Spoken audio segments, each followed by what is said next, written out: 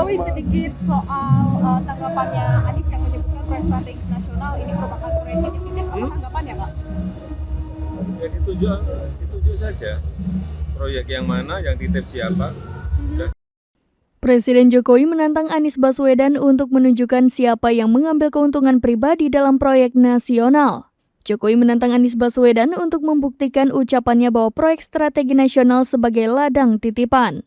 Anies Baswedan sempat mengatakan bahwa proyek strategis nasional sekarang banyak yang titipan dari pihak tertentu.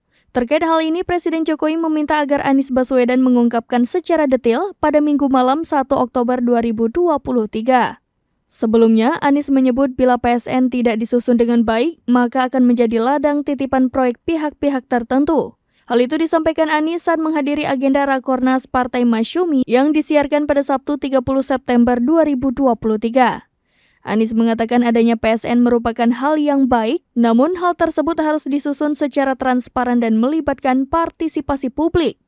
Apabila PSN tidak disusun dengan baik, maka akan merugikan masyarakat. Untuk diketahui, pemerintah melalui Kementerian Koordinator Bidang Perekonomian menyatakan, selama 8 tahun proyek strategis nasional berjalan, total sudah selesai 156 PSN dengan nilai lebih dari 1.000 triliun rupiah di seluruh Indonesia.